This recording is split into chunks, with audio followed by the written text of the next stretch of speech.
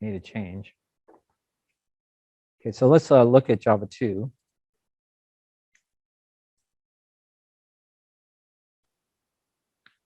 And we should have completed our die and dice classes by now. And so what I want to do is just create a kind of really fundamental or rudimentary user interface using text, which is, it's going to be awful, but we'll fancy it up later. All we're trying to see is the actual values of each of the dice as we roll them. So we're going to have a set of 5 6-sided dice. So 5 6-sided dice. And then we want to see the value of each dice. And we want to see it as a number. But it'd be nice if it kind of looked like a dice too, like a face of a die. They call it a facet. And so let's try to do that in our code. So here's REPL. Let's see if I've done anything on this project yet. I'm not confident that I've done anything yet, but I'll show you what I'm thinking about. I'm going to write the driver first. This is Java 1. Let me go back here. Look at Java 2. Yeah, I don't have a dice class, but I know what I want. I know what I want it to do. And so I'm going to write the driver, the test class for my dice and my die class. And if you could follow along as we go through this. Yeah, so Alex, you're asking about the green band. It's supposed to move actually, because I changed it so that as the flag unit shrinks, I use the flag unit as the border for the top and the side. And so the last bit of code that I showed you actually is supposed to move around. So that's by design, I think. If you don't like that, you can just hard code it to 100, and then it won't move. But I was thinking we can get the whole thing to scale and move at the same time. All right, so I'm going to start a new REPL for Java 2. Adding a new one. I'll make it Java. When you pay money, you can make private REPLs so other people can't see it, but that's only if you pay the money, and I'm not suggesting you do that. And I'm going to call this one dice tester. Okay, so that's my project name. Ah, there we go. So remember, in REPL, the main class has to be called main, and all I'm doing is just replacing the body of it. Hey, Mr. Small. Hey, you check out our new projector over there? Yeah, it's showing Mr. Small our new stuff, and then conduit going up behind the TV. Extra plug for the Apple TV thing, I guess. Okay. And then I got this new overhead camera rig for demonstrating building stuff, or we could use the table as a whiteboard. Yeah, and you put your iPad up on top there. Or I also bought a camera, both still and video camera for that rig. So if you want to make tutorial videos, it's set up. Okay. All right, cool. Did you have a question for me? Mm-hmm.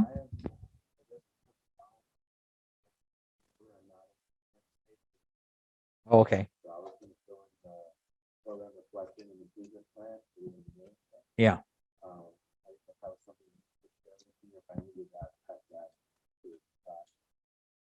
Yeah, I'm trying to think. I think, yeah, you have to get it from Brandy because she shares the actual form with you, and she pre-fills it out, part of it for you. So I think you'd have to go to Brandy for that. All right. All right. Yeah, thank you. No, I interrupted you earlier, so it's turnabout's fair play. All right, so what do we do to test our dice class? Well, we've got to make our dice thing first, right? So we would say, well, we just call a constructor, right? We've done this a million times. Well, our class is called dice, right? And then you might call it, I use the word my or a dice. A doesn't sound very good, so, or just lowercase dice, that's fine. So you're creating a set of dice, and you say new, And then you say that class name, which is the same as the constructor name. It's the constructor name in this case. And then it takes two parameters, right? There's the number of dice and the number of sides. Which one is first? Do you know? Anybody know which one's first? Mason or Philip, do you know? Okay. So in your dice class, I think it's the number of dice is first. So you say 5. We have 5 dice. And then it says, well, how many sides do they have? Well, this is a uniform set of dice. They all have the same number of sides. We didn't make a set of dice that you could have multiple different numbers of sides. We want all the dice to be the same. So we're going to use a 6-sided dice.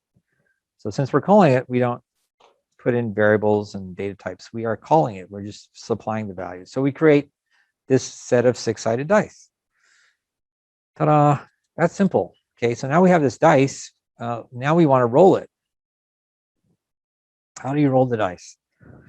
Well, you just say dice, the name of your object that we created, the dice object, and we say, well, roll. Okay. Now, your roll method, if you watch the videos, is supposed to return the sum of all the dice, but that's not what we want. We don't care about the return value. Okay, we don't even store the return value anymore, the sum of all the dice. At least right now, we don't care. What we want to get, though, is the individual values from each of the dice. So the question is, how do we do that? Well, we know we have 5 dice, right? So we could say maybe for int, we can do a loop, right? For int I equals 0, I less than 5. That's the number of dice we have. And then we say I plus plus. So we talked about loops in the last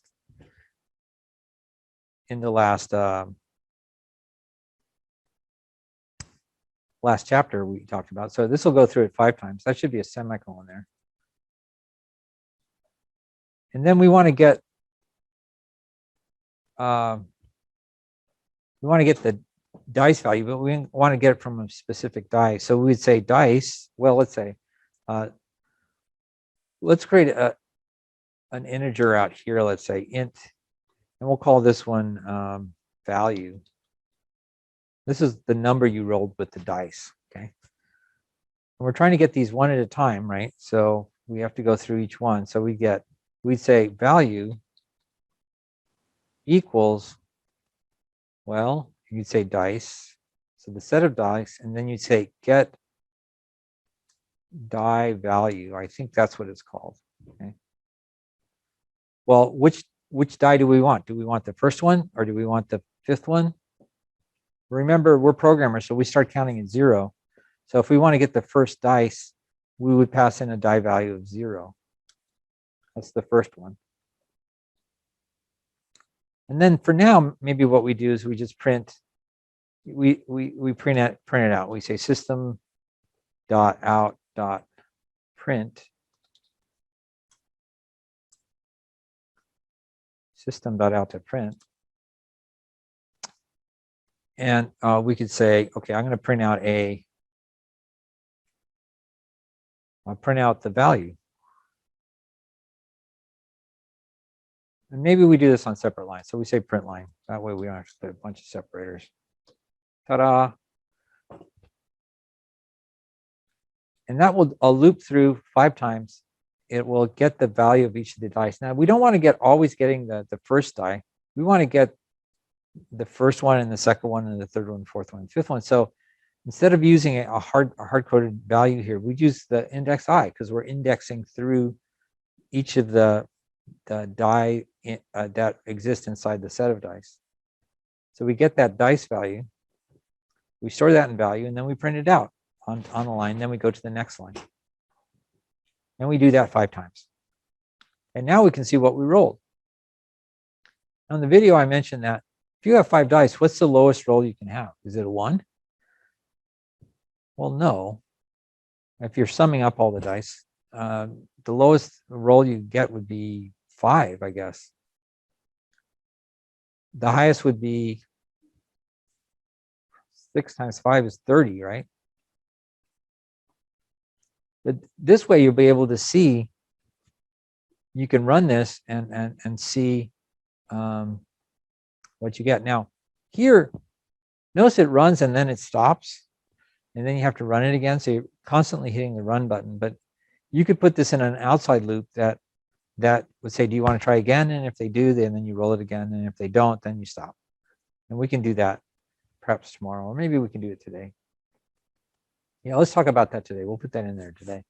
Notice how I haven't compiled anything. If I actually try to run it, what's missing? Well, this is the tester, right? We're just testing it. We're exercising our classes. It has no idea what dice is. We haven't created our dice class yet. Now, I always suggest to programmers, especially if you're coding in Java, is that you write your test class first, because that way you know what you need the class to do, right? So I've written my test class first, and now I know what the dice class needs to be able to do, and by extension the die class, because that's inside the dice class. All right, so I really can't exercise this without my dice class being complete. Now you should have completed this in the last assignment, the die and the dice classes, but now we're adding this layer of actually exercising them with five six-sided dice. So my next step, if I were me, and I am, I'd be writing, well, what would I write next? I could try writing the dice class, but again, a dice class needs to have individual die classes in it. So it'd be better to probably do the die class first. So that's what I'm going to do next. But let's put in that loop in there, that try again loop, or hey, do you want to do this again kind of thing? So maybe we create the dice here, but then we put another loop here. And then you might say, there's a type of loop that we really haven't talked about. Maybe we can use that here. It's a bottom-driven loop. Now, all the loops we've learned up to this point are top-driven. And I'm not too sure of the syntax here.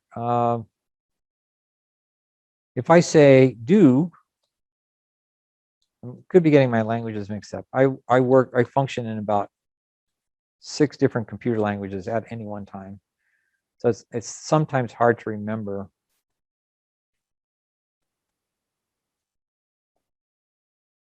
There's something called a do while loop. And I think that's the way it works in Java, but it could be C#. It could be anything. And then you put your while statement at the bottom. While let's just call this thing answer equals equals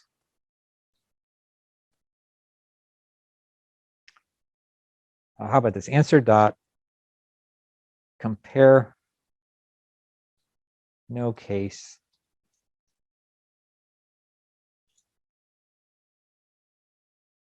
and we're looking for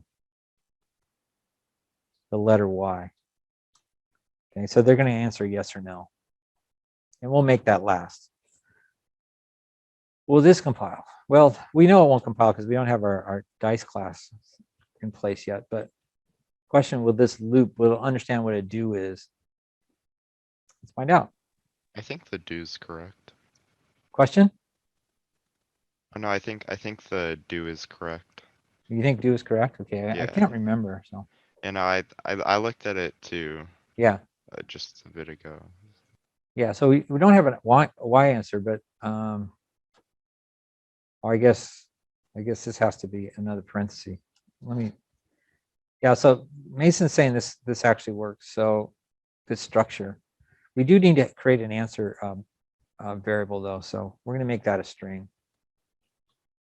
So we'll say this string answer, and we'll set it equal to no to start with. And then right before the end of the loop, we could say system dot out dot println.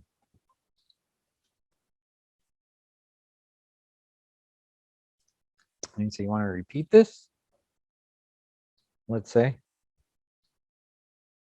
So you ask that question, do you want to repeat it? And then maybe, how do we get an answer back from them? Well,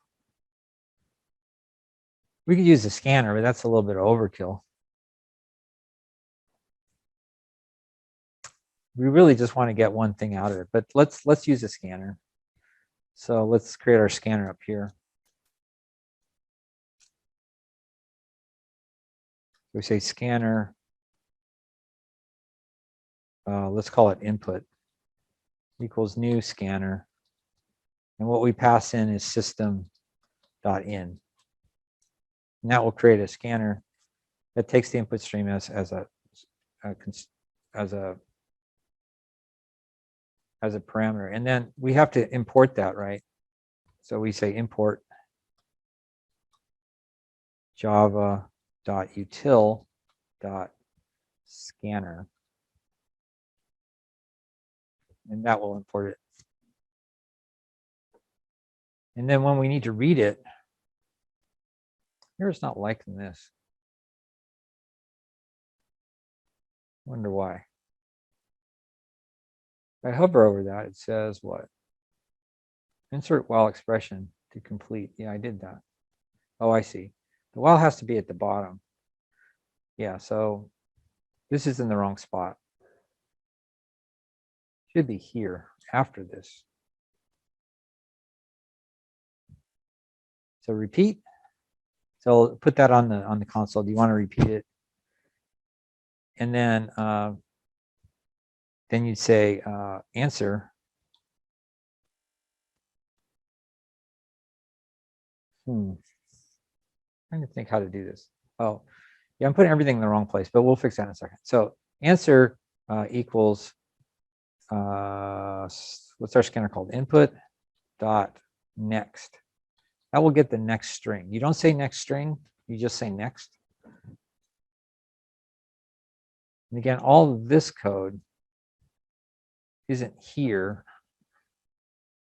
It actually goes right inside here. That's when it has to occur, because you want that to happen at the bottom of the loop, right before it asks, or right before it checks the while.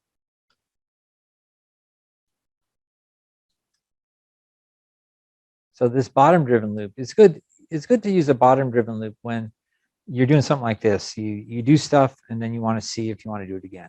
You go back to the top. And so you have to ask the question at the bottom, not the top.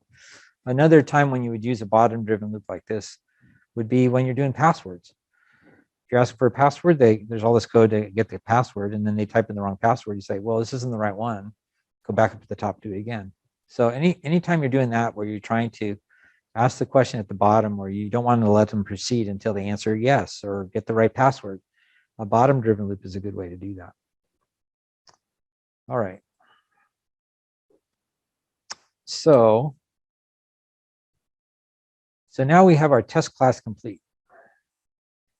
Now you can plop this into your main method and try it out with your dice and die class. And there might be some errors that I haven't seen yet because I haven't been able to run it because I don't have my die or dice class yet. But if you do, you can try this out and see if it works. It's hard to code blind like this, where you code without knowing if the compiler is going to be able to compile it even. But theoretically, it should work. Famous last words.